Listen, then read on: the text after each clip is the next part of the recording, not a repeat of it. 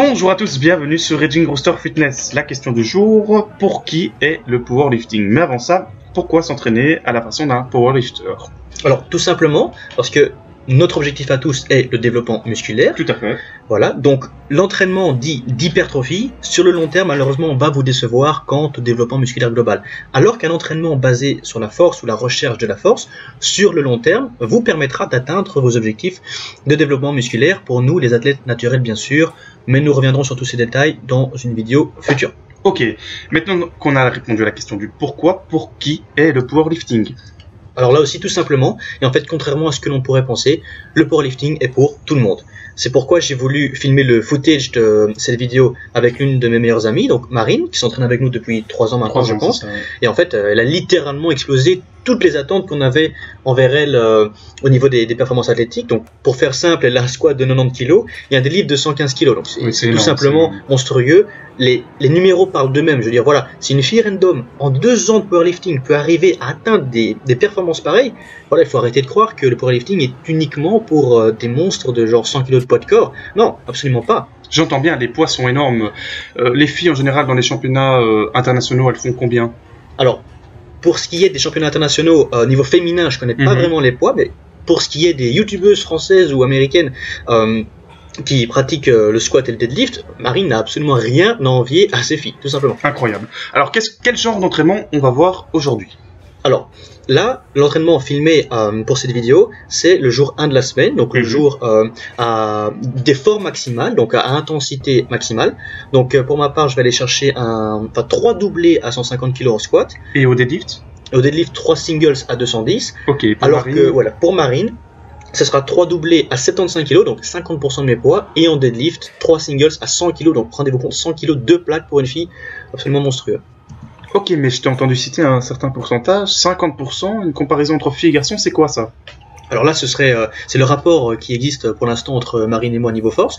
Et donc, en fait, en règle générale, dans une même situation, pour une fille et un garçon qui ont subi un entraînement intensif, le rapport de force doit être entre 30 et 40%. Et la Marine a pu se hisser à 50% de mes numéros. Donc, pour quelqu'un qui veut s'entraîner, qui s'entraîne, pardon, pour pouvoir participer à des compétitions de powerlifting, c'est super bien joué de sa part. Encore une fois, je le répète, c'est entre elle et moi à la salle, c'est elle la star. Ok, elle te met un peu la pression, quoi. Voilà, c'est ça. On avait répondu que le powerlifting c'était pour tout le monde, mais comment commencer? Alors tout simplement, il faut suivre 3 concepts de base, un bon programming, une bonne mobilité et une bonne technique. Et une fois que vous avez ces 3 armes avec vous, il sera très facile d'atteindre très rapidement les bases, les 2, 3, 4. Tu entends quoi par base?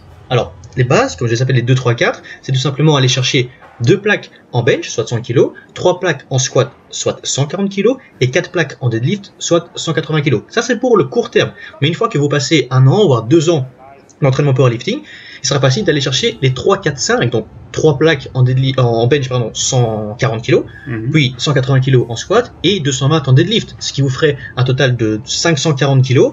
Et là, voilà, c'est déjà pas mal. Vous commencez à être petit à petit bon dans ce domaine.